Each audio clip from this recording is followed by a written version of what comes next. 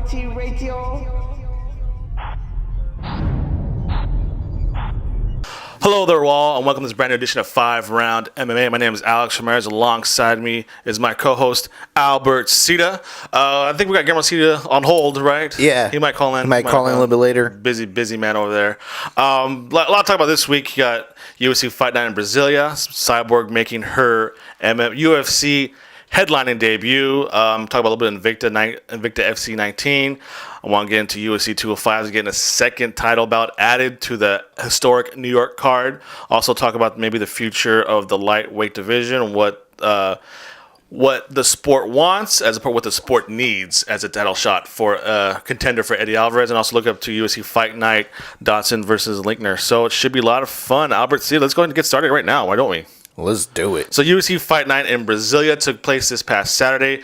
Kind of as far as like meaning-wise, the fights were not really needle movers, I think. I think the biggest one, I don't think no one jumped in the rankings in any of these fights. But it was more for, hey, this is Chris Cyborg Justino's UFC headline debut.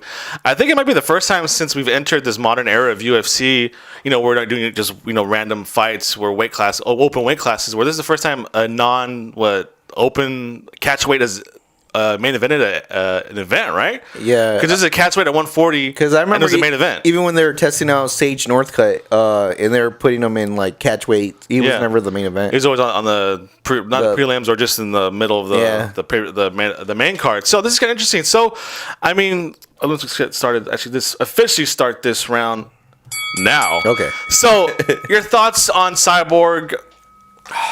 Honestly, the fight is what it was. It was a beatdown.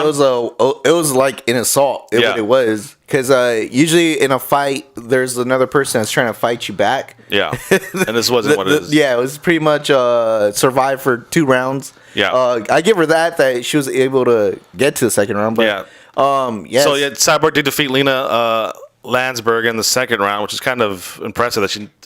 Landsberg said that my plan was just to weather the storm early. And people forget, too, how impressive it is for Cyborg to still be so dominant after such a brutal weight cut. I mean, if you saw the weigh-ins, man, she looked horrible. She looked like a skeleton, dude. Yeah. Her cheeks always sunken in, and she tried to paint her face with the Brazilian, which would look kind of cool. Yeah. But still, she looks horrible. Yeah, and so... it was. She had a lot of stuff going against her. I almost feel like that was going to be like a handicap. Yeah. Maybe to even things out, but no, it was still one man. She recovered. One woman. Yeah, she recovers very quickly. So I mean, now it was kind of interesting. She was billed as the greatest women's mixed martial artist in the history of the sport. They said it multiple times. Granted, it was John Anik who says it. And he says a lot of weird things during his broadcasts. But damn you, John Anik. But I think even the consensus is she's the most dominant, if not the most dominant, women's martial artist in the history of the sport.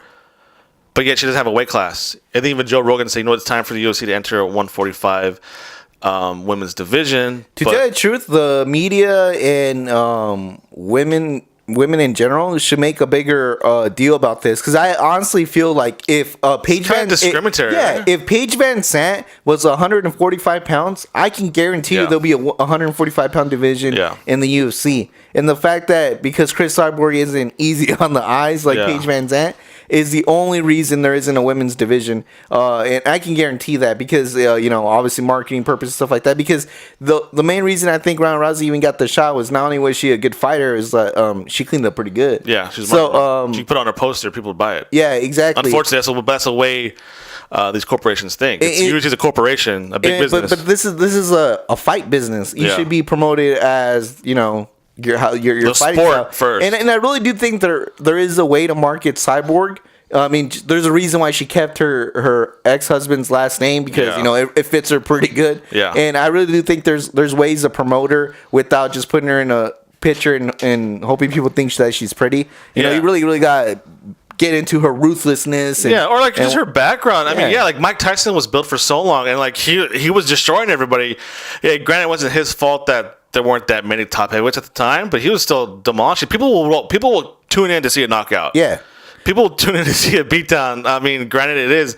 I mean, they say people have trouble trying to fight her, but I think there's women out there because it's MMA. Yeah. Anything can happen.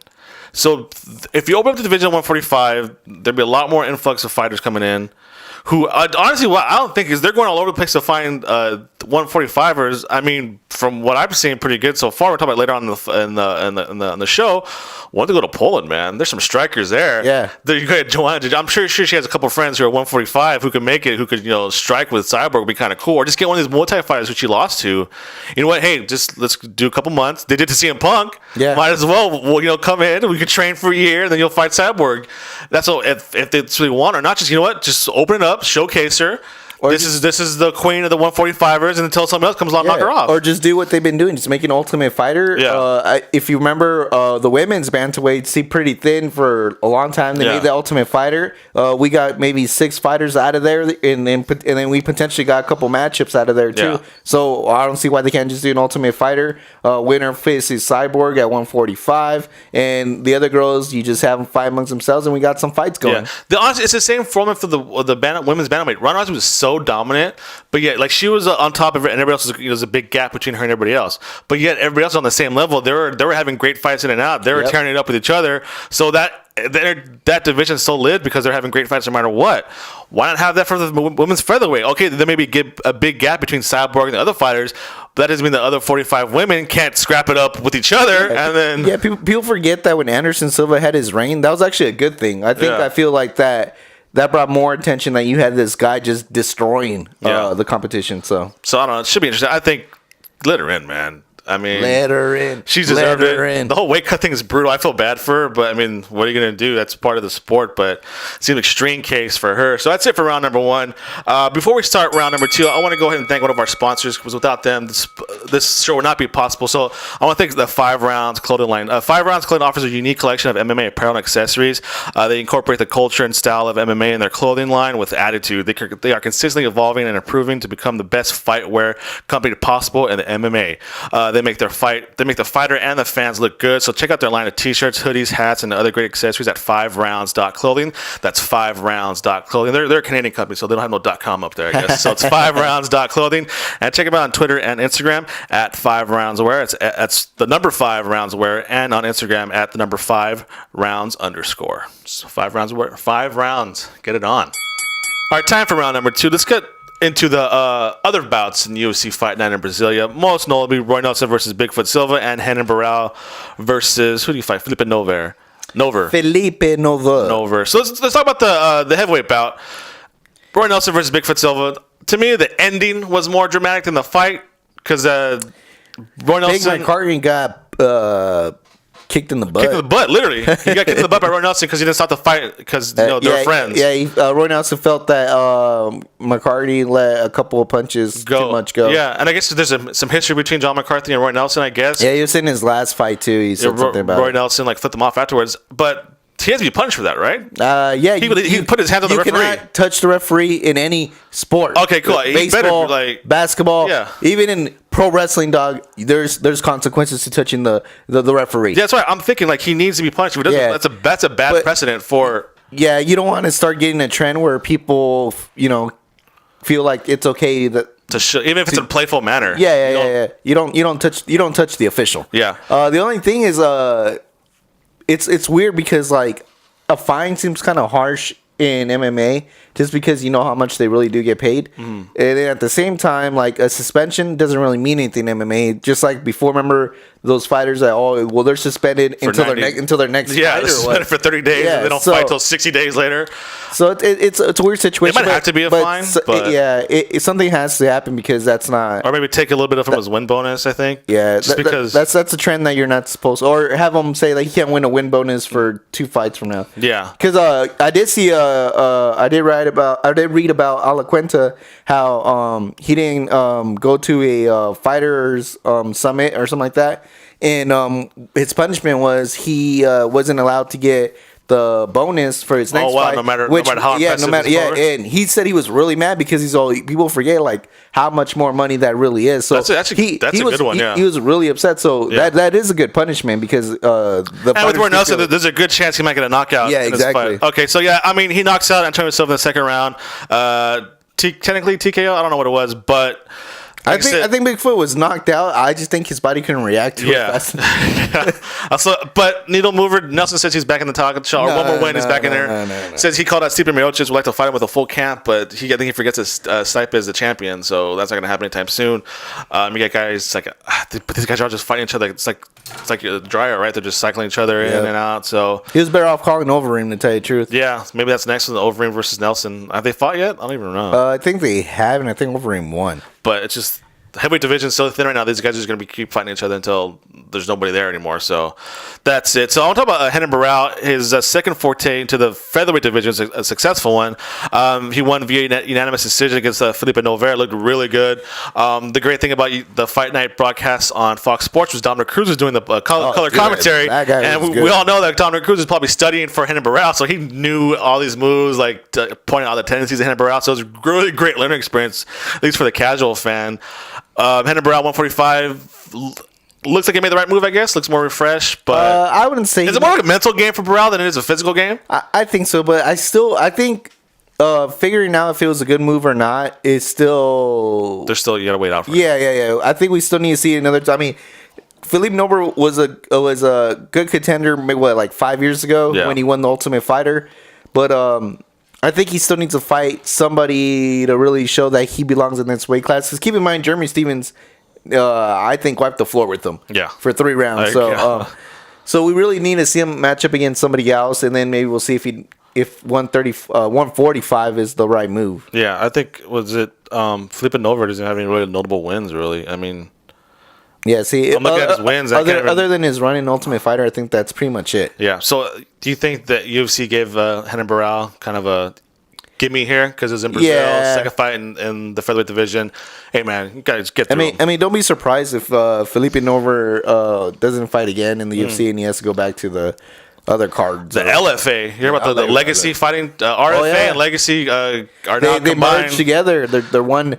They want to be the collegiate wrestling of MMA, so or like just like the AAA of the AAA, or the D League if you call it, or the Canadian Football League. I don't know whatever the what else is out there. Yeah, whatever the feeder league is, which is kind of cool. So that I think they're the Legacy Fighting Championship. Real quick before we end the round, I did want to say that Pepe, I'm hoping I'm saying that right, had an impressive performance. I can't wait to see that guy fight again. My boy Eric Silva back in the winning circle. He didn't look that impressive, but hey, it wins a win, right? Yep.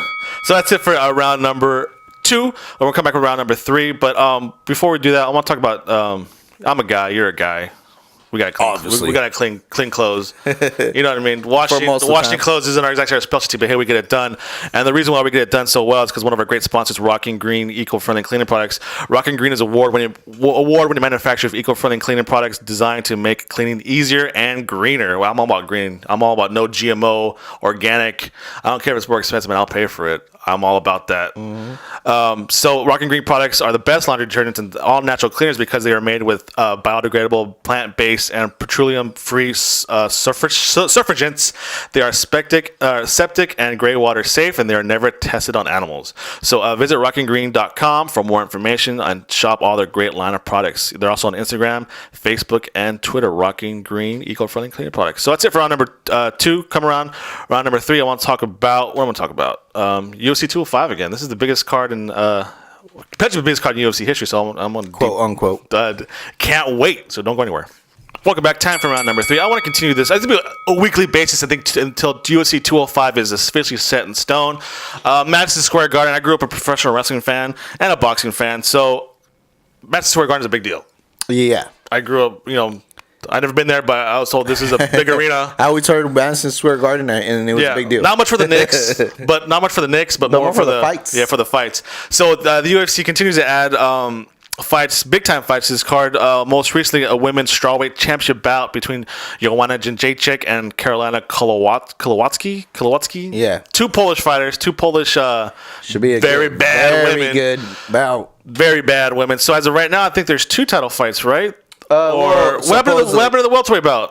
Quote unquote, Tyron Woodley and Stephen Wonderboy Thompson is the championship bout that they're gonna probably announce Tuesday. Okay, but not official. Obviously, there's rumors everywhere that it could be Alvarez, maybe McGregor, maybe Nurmagomedov is in there. But So unofficially, it's, so what's official right now is what's on their website. What it is? Tell me.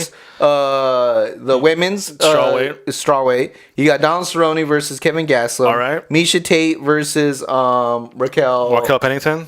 Recently added as well, women's bout. Yeah, and then Frankie Edgar versus Jeremy Stevens. Okay. Tim Kennedy versus Rashad Evans. Okay. Tim Bush. Who's that? Is that George's brother or what? Tim Boach versus Rafael Natal. Oh, it was UFC Fight Pass, obviously. Yeah, and then you got if you want to keep going, it's you got what's his name? Dude, I can't believe I can't think of his name right now. Who? What are you talking about? We got Liz Carmouche on there. Miller. What the? Can't remember his first name. Jim Miller on the card? Jim Miller. Yeah, Jim Miller's on the card against Thiago Alvarez. And yeah. I didn't know that. And then if you want to go all the way down deep, you got Carmouche in there. Okay, cool. But I think we talked about this last week. There has to be more than one championship bout, right, on this card? Yeah, especially since it's the 205. And like I said, like the one that supposedly that they might announce on Tuesday. So if you're hearing this on Monday, but you hear us after Tuesday, you're going to know what we're talking about. Exactly. But I'm a big fan of adding Joanna Jay onto this card. I think, like I said, we had this discussion a few weeks ago after Paige Van Sant won. Who's the real face of the division? Is it Paige Van Sant or is it the actual champion, the dominant champion, Joanna Jędrzejczyk? And I think it really needs to be Joanna because she is bad woman. And I think now she's on the spotlight for potentially could be one of the biggest cards in UFC history in one of the most prestigious arenas in the United States. Has the potential to steal the card against her opponent, Carolina. Two bad women who obviously from the same country, same Poland, but I think they have no level loss between each other. So the way it stands now, she's the co-main event. Yeah. Of the 205 card, so that's pretty huge. Yeah. I'm really excited for the fight, but I'm really pulling for Carolina. Yeah. Actually, because I always talk about, we got to get Ronda Rousey on this card, we got to get Holly Holm on this card. Misha Tate made it, but I'm glad now that the women's strawweight division is being focused in here, just because the champion's been more consistent and more dominant. And she's charismatic and she's funny. Yeah. She's intimidating as heck when she wants to be, but when you see her like out on the doing the publicity, throwing the first pitch and stuff like that, she's super charismatic. Cool. So, but would I want to be on the wrong side of her? No. But still, I'm very happy for this fight announcement. Also, I think Chris Weidman was he on this card too. Is that official yet? That's another one that might be announced. The Chris Weidman Yoel Romero fight. Okay, so that's another one. So I'm getting if. There's no surprises. Tuesday, they're just going to announce Tyron Woodley and Wonderboy Thompson, and then Chris Weidman versus Yoel Romero, which probably will end up being like right before the girls' fight. I don't see why they should be the co-main event. No, it shouldn't be. But that's if it goes by if you're going by like rumors, the most realistic one. Yeah. But I guess there's also the McGregor factor. The McGregor factor, which we will get into, by the way, next round. But okay, so I won't go too into it. But there's the potential of a lightweight bout being added to either be Eddie Alvarez versus Khabib Nurmagomedov or Eddie Alvarez versus Conor McGregor, or even Khabib versus Conor McGregor. I don't even know. At this point, it could be Jose Aldo versus. those are the wild cards on that one. But like I said, it's starting to stack up. Pretty good card so far.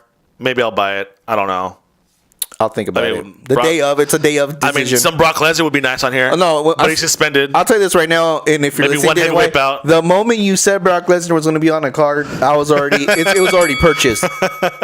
So that's it for this round. We're going to take a little break and then jump into the championship rounds after the small break. But if you're like us and you want to. There's a lot of news out there, a lot of reliable news sources out there, and one of our partners, FightBookMMA.com, they are a steady resource for combat, not just MMA, but combat sports news. At FiveBook MMA, the only place where you'll find the real combat sports news from all over the world. A website you can trust with accurate news from MMA, kickboxing, and boxing, from local promotions to all the major ones like UFC, Bellator, World Series of Fighting, Titan FC, King of the Cage, PBC, Golden Boy Promotions, Lion Fights Promotions, and so many more. So please visit them at FightBookMMA.com. They've been helping us out. We can check out our podcast under the podcast page at FightBookMMA.com. So we're going to take a small break, and we'll be right back with the championship rounds, talk about the rumors for UFC 205, and look ahead to UFC Fight Night, Dotson versus Linklater. So don't go anywhere. All right, welcome back. Time to enter the championship rounds. We are now joined by our esteemed East Coast correspondent, Guillermo Cita. Guillermo, how's it going? Good. How are you guys? Good. So we talked about UFC Fight Night in Brasilia, Cyborg, Nelson, all that stuff. Did you catch fights on the East Coast? Yeah, but they don't start till 10 p.m. Eastern time, so I mean, like, it was a little bit getting close to midnight when the co-main event and the main event were starting. Yeah, okay. So let's go ahead and officially start round number 4 right here. So we're going to continue our conversation from UFC 205, the delayed bout, the lightweight bout, the potential lightweight championship bout between Eddie Alvarez and Khabib Nurmagomedov. There are strong rumors that the UFC wanted to put that fight on the UFC 205 card, but reports came out that Eddie Alvarez was delayed in signing the contract, so he missed the deadline. So now that fight between Khabib and Alvarez can no longer take place at UFC 205, and now they're trying to work it into maybe UFC 206 or 207 or something like that. And there's also obviously the big rumor of Conor McGregor looming in the shadows. Guillermo, do you think this is a stalling tactic for Eddie Alvarez to get a fight with Alvarez and then avoid Khabib altogether? I think so, maybe just a little bit. I mean, Conor McGregor is the money fight, so I think everybody wants that because they know they're going to get a little bit more extra money by fighting him. So I think that maybe it might be a little stall tactic. Albert, what do you think? You just I think Eddie Alvarez it got lost in the mail. Is that what you're saying? I think Eddie Alvarez wants the red panties night. Yeah, the red panties. Yeah, after hearing the $1 million answer from Nate Diaz, I think everybody wants to get in that category regardless. And I don't blame Eddie Alvarez in a way, because if Conor McGregor loses a couple more or even loses one more, that fire might start getting a little bit smaller. Yeah. So you got to strike when the iron's hot. Regardless of win, lose, or draw, there's $1 million attached to this. You want this fight. You don't think Khabib does disrespect to Khabib? Because he's been hurt, that's why? I know for a fact this is disrespectful to Khabib. This guy's a star on Twitter, man. But like they said, like in MMA, it's all about making the money as fast as you can. So. True.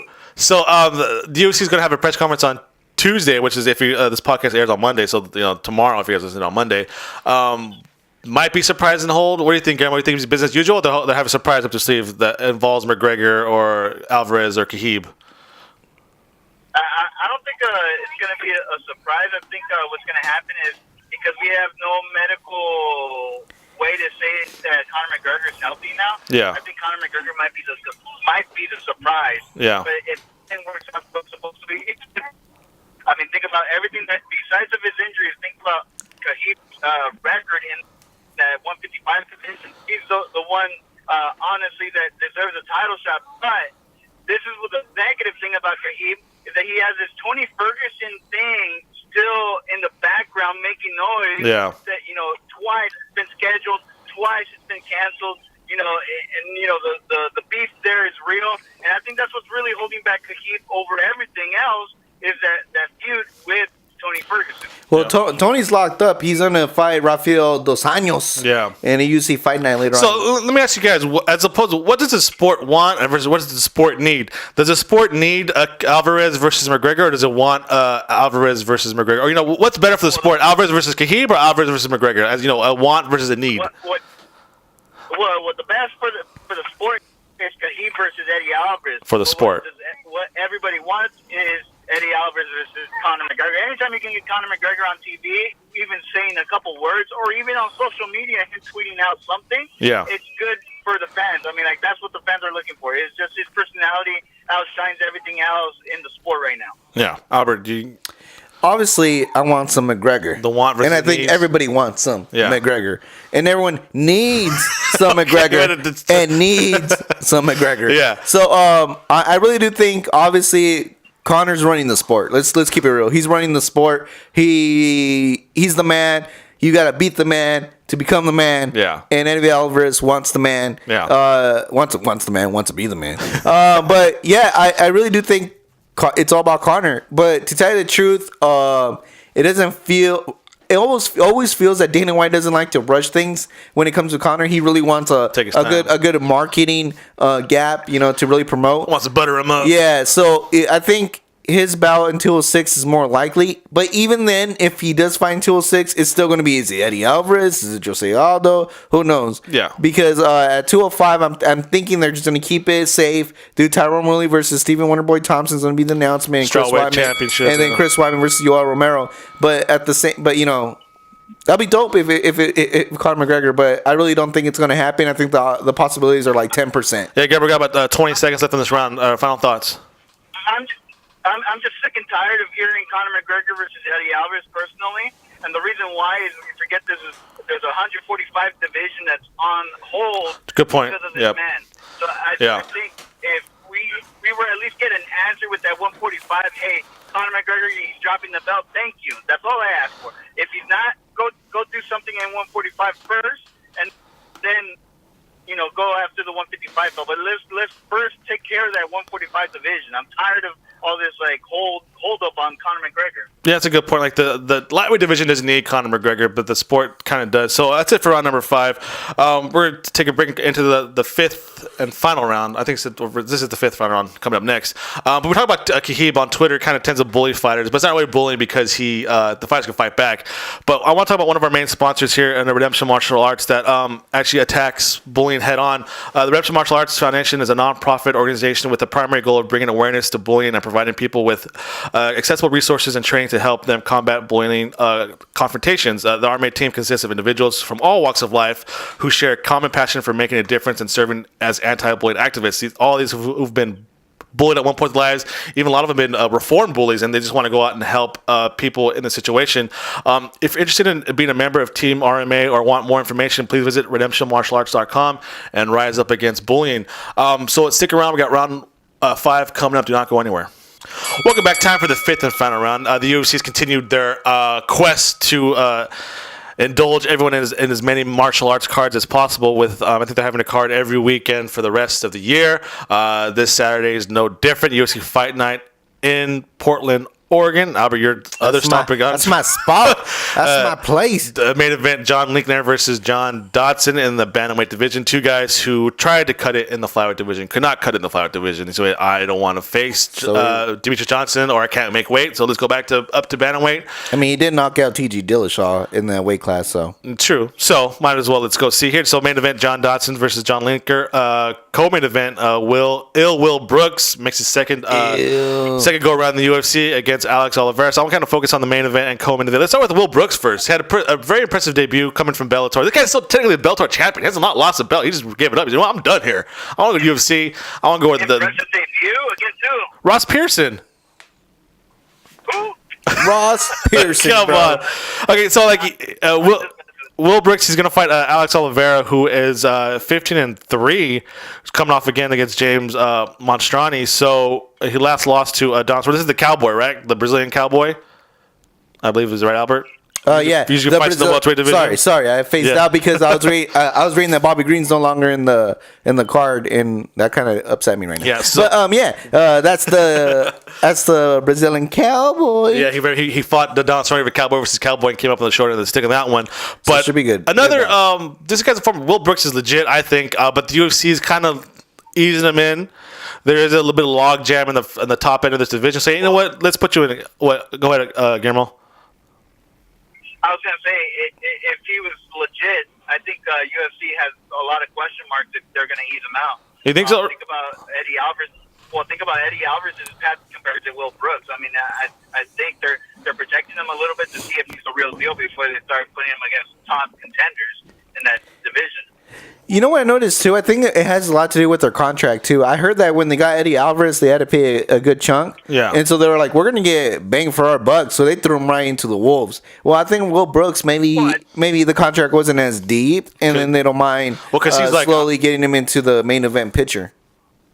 I also think Eddie Alvarez's name was bigger than Will Brooks when he came over. Whoa. I think he was all over. Well, think about it. Eddie Alvarez was all over the news with his court, dealing with Bellator and, at the same time fighting for Bellator. Yeah, I agree with that. There was just more media coverage around Eddie Alvarez than compared to Will Brooks. So I think that's the little. First of all, if you can beat Michael Chandler, you're a big deal. But that was the issue for Will Brooks. I mean, I'm not getting enough publicity here. I just beat your boy here. Yeah. Where am I at? So that's why he left Bellator. And I think also Eddie Alvarez had the benefit of being in Bellator under a different regime where he was a big star on there. One of the regimes I liked. Yeah. I still don't see where the beef was, bro. I was a big fan. Bjorn was my boy. He was my boy. That's an interview with Albert when we first started this whole. Dude, the guy was awesome. If you want to check out our YouTube page, I feel like me and him can go have some drinks, kick it. But it was Scott Coker. I don't know. Scott Coker wasn't in the wrong way. A little too big at him, anyways. But Will Brooks also had like you too, Scott. Yeah, Will Brooks had I think the disadvantage of being the champion right under the Scott Coker regime when they're having these freak shows of Frank Shamrocks and the Ken Shamrocks and the Kimball Slices, coming on. So he got kind of buried under there.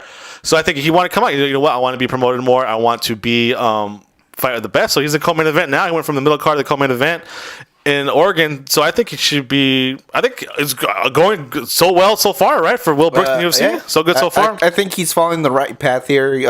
Even though Guillermo doesn't respect Ross Pearson, it was a perfect opponent at the time. Yeah, and I think Cowboy, the Brazilian Cowboy, is another good person because one, I think he's a known fighter, and two, he has had some tough bouts where he has won. Yeah. So it's a perfect matchup. You beat him, then you might get a bigger name. We have 45 seconds left on John Linkner and John Dodson. These are two guys re-entering the bantamweight division. Linkner had trouble making the 145 weight. Dodson lost twice to Mighty Mouse, so they're trying to get a new in the bantamweight division. But yet they have another dominant champion in bantamweight division, Dominic Cruz. So, I mean, I don't know what these guys just can't win, can they, Guillermo? Yeah, I think no matter how you think about it, these guys are stuck in both divisions. I mean, do they get another chance at Mighty Mouse? Probably not. They get, and the bantam, or what is it, bantamweight? Yeah, bantamweight. I was gonna say that's a stacked division as well, and it's logjam on top. Yeah. As well with Dominic Cruz, and you still have TJ Dillashaw, but the advantage is John Dodson has a win over TJ Dillashaw. So I think it's a great move for John Dodson. I don't know about Linkner, but we'll see. This is why I actually like this main event fight. Keep in mind that the Linkner knocked out my boy Michael McDonald in the last bout. So yeah, and you got Cody Nolov in the division as well too. So that's it for the preview for UFC Fight Now, which takes place Saturday, October 1st, Portland, Oregon. Coming up, UFC Fox 1 Sports, UFC Fox Sports 1. That's it for this week's show. I want to thank Guillermo for calling in. Really do appreciate it, as always, man. Before you guys head out, I want to make sure you follow us on Twitter and Instagram at FiveRoundMMA. It's FIVE Round MMA. Like us on Facebook, subscribe to us on iTunes, YouTube, and Podomatic. And please visit FiveRoundMMA.com. Albert, what do you got? I'd like to thank everybody for listening. Guillermo, what do you got, man? You're on the phone. Closing show. I haven't heard it in forever. Loyalty. Oh, yeah, the cream of the crop. You are now listening to FRMMA Radio.